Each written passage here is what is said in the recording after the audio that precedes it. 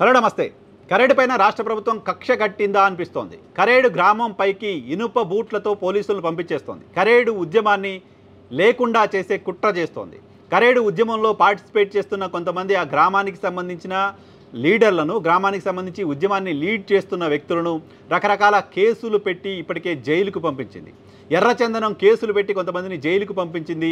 కరేడు ఉద్యమంలో వాళ్ళు పార్టిసిపేట్ చేయటమే ఎర్రచందనం కేసులు వాళ్ళపైన పెట్టి జైలుకు పంపించడానికి కారణమంటూ స్థానికులు ఆరోపిస్తూ వస్తున్నారు. స్థానికులు అటువంటి వ్యాఖ్యలు చేస్తున్నారు ప్రభుత్వం పైన. కరేడు ఉద్యమాన్ని లీడ్ చేస్తున్న వ్యక్తులను వీక్ చేయడం ద్వారా కరేడు ఉద్యమాన్ని వీక్ చేయాలనే కుట్ర ప్రభుత్వం కొద్ది రోజులుగా చేస్తోంది. కరేడుకు సంబంధించిన ఉద్యమం స్టార్ట్ అయ్యి దాదాపు 50 రోజులు గడుస్తుంది. సరిగ్గా ఈ రోజుకి 50 రోజులు. కరేడు గ్రామంలో 8,000 ఎకరాలకు సంబంధించిన భూమిని ప్రభుత్వం 3 పంటలు పండే భూమిని ఇండోసోల్ అనే ఒక కంపెనీకి కట్టబెట్టాలనుకుంటోంది. ఇండోసోల్ అనే కంపెనీకి భూమిని కట్టబెట్టే కుట్రని అక్కడ గ్రామస్తులు వ్యతిరేకిస్తూ వస్తున్నారు. గ్రామ సభల్ని అడ్డుకున్నారు. ఇక్కడ ఎటువంటి నిబంధనలు పాటించకుండా భూములు ఎలా ఇచ్చేస్తారు, ఆంధ్రప్రదేశ్ రాష్ట్ర చిత్రపటం నుంచి మా ఊరు పేరు లేకుండా ఏ రకంగా చెరిపేస్తారు అంటూ గ్రామస్తులు ఆందోళన చేస్తున్నారు. జాతీయ రహదారులు దిగ్బంధం చేశారు. వాళ్ళ ఊర్లోకి వచ్చిన గ్రామ సభలో తమ నిరసన వ్యక్తం చేశారు. ప్రభుత్వం దృష్టికి, కలెక్టర్ దృష్టికి తమ సమస్యని తీసుకొచ్చే ప్రయత్నం చేస్తూ వచ్చారు. కరేడులో భూములు ఇవ్వబోమంటూ చెప్తూ వచ్చారు. నీటి వనరుల నుండి 3 పంటలు పండే భూములతో పాటు తమ ఊరితో పాటు తమ ఊర్లోని ఇళ్లను వీటన్నిటిని ధ్వంసం చేస్తూ ఇక్కడ కంపెనీ కట్టి ఎవరి ప్రయోజనాల కోసం అంటూ గ్రామస్తులు ప్రశ్నిస్తున్నారు.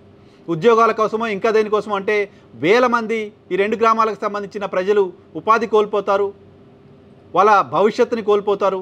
ఆ విషయం ఎందుకు ప్రభుత్వం పట్టించుకోవట్లేదు అనే ప్రశ్నకు ప్రభుత్వం దగ్గర నుంచి ఆన్సర్ కనపడట్లా. సామాజిక సర్వే కూడా నిర్వహించకుండా ఏ రకంగా భూములు ఇచ్చేస్తారు, ప్రజల కన్సర్న్ లేకుండా ప్రభుత్వం ఎలా హామీ ఇచ్చేస్తుంది. పైగా ఇండోసోల్ అనే కంపెనీకి గతంలోనే ఉన్న భూముల్ని ప్రభుత్వం తీసుకొని వాళ్ళని తీసుకొచ్చి మా మీద ఎందుకు రుద్దుతోంది అంటూ ఆందోళన చేస్తూ వస్తున్నారు. వీళ్ళ ఆందోళన దురదృష్టకరం. ఆంధ్రప్రదేశ్లోని ప్రతిపక్ష వైఎస్ఆర్ కాంగ్రెస్ పార్టీకి పట్టట్లేదు. ప్రభుత్వంలో ఉన్న మిగతా పార్టీలు కూడా కరోడ్లో ఏం జరుగుతుందో మేము చూడం, మేము వినం, మేము అటువైపు కన్నెత్తి చూసే ప్రయత్నం కూడా చేయమన్నట్లు బిహేవ్ చేస్తున్నారు. ఆంధ్రప్రదేశ్ రాష్ట్రంలోని ఒక గ్రామానికి సంబంధించిన ఆర్తనాదాలు రాష్ట్రంలోని ప్రధాన రాజకీయ పార్టీలకు వినపడకపోవడం దురదృష్టకరం. సో అక్కడ ప్రజల ఆందోళనల్ని కమ్యూనిస్ట్ పార్టీలు లీడ్ చేస్తూ ఉన్నాయి. కమ్యూనిస్ట్ పార్టీలు వాళ్ళకి అండగా ఉన్నాయి. కమ్యూనిస్ట్ పార్టీల ఆధ్వర్యంలో అక్కడ ఆందోళన కంటిన్యూ అవుతోంది. గ్రామస్తులంతా వాళ్ళతో ఉన్నారు.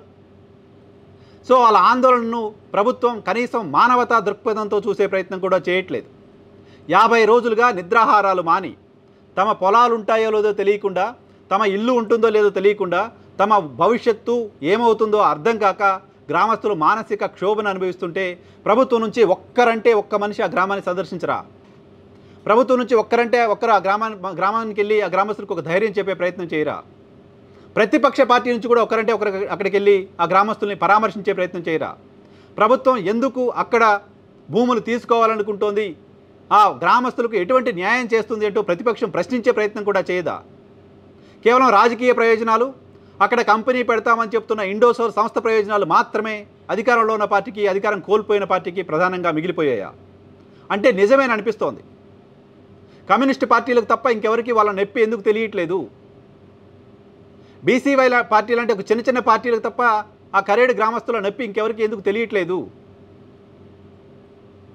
కరేడు గ్రామస్తుల తరపున పోరాడాల్సిన ప్రతిపక్ష పార్టీ ఎందుకు తోక జాడిస్తోంది, ఎందుకు సైలెంట్గా ఉంటోంది? ఇండోసోల్ సంస్థ ప్రయోజనాల కోసమా?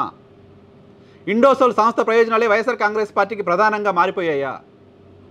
ఇండోసోల్ సంస్థ కంటే ఆ గ్రామస్తుల ప్రాణాలు, ఆ గ్రామస్తుల ఆస్తులు, ఆ గ్రామస్తుల జ్ఞాపకాలు, ఆ గ్రామం ముఖ్యం కాకుండా పోయిందా వైఎస్ఆర్ కాంగ్రెస్ పార్టీకి? ప్రభుత్వాలు ఇటువంటి దమన నీతితో, ఉక్కుపాదంతో ఉద్యమాల్ని అణిచివేసే ప్రయత్నం చాలా సందర్భాలు చేస్తుంటాయి. ఆ సందర్భంగా ప్రతిపక్ష పార్టీలు ప్రజలకు అండగా నిలబడుతుంటాయి. అత్యంత దురదృష్టకరం, ఆంధ్రప్రదేశ్లో కరేడు గ్రామం పైన ప్రభుత్వం ఏ స్థాయిలో ఉక్కుపాదం మోపుతుందో ప్రతిపక్షం కూడా అదే స్థాయిలో ప్రభుత్వానికి సహకరిస్తోంది. పెద్ద కంపెనీల కోసం, పెద్ద వాళ్ళ కోసం అధికార ప్రతిపక్ష పార్టీలు ఒక్కటవుతాయనే దానికి ఒక ఉదాహరణ కరేడ్లో జరుగుతున్న ఉద్యమం పట్ల అధికార ప్రతిపక్ష పార్టీలు వ్యవహరిస్తున్న తీరు. 50 రోజులుగా ఏ రాజకీయ పార్టీ స్పందించకపోయినా ప్రభుత్వం తమపైన అక్రమ కేసులు పెట్టి వేధిస్తున్నా పోరాటం చేస్తున్న కరేడు గ్రామస్తులకు అండగా ఉందాం. కరేడు గ్రామాన్ని ఆంధ్రప్రదేశ్ చిత్రపటం నుంచి చెడిపేయాలనుకుంటున్న రాష్ట్ర ప్రభుత్వ తప్పుడు ఆలోచనని ఎండగడదాం. ఇండోసోల్ని కరోడ్ నుంచి తరిమేద్దాం. అక్కడి గ్రామస్తుల జీవితాలు నిలబెట్టడానికి సంబంధించి ప్రజలంతా కూడా నైతికంగా వాళ్లకు అండగా నిలవాల్సిన అవసరం ఉంది. 50 రోజులుగా వీళ్ళెవరి మద్దతు లేకుండా ఆందోళన చేస్తున్నారు. వాళ్ళ ఆందోళనను అర్థం చేసుకోవాల్సిన బాధ్యత ప్రభుత్వం పైన ఉంది. ప్రభుత్వం అటువంటి బాధ్యత తీసుకోకపోతే ప్రజల ఆగ్రహానికి గురి కావాల్సి ఉంటుంది.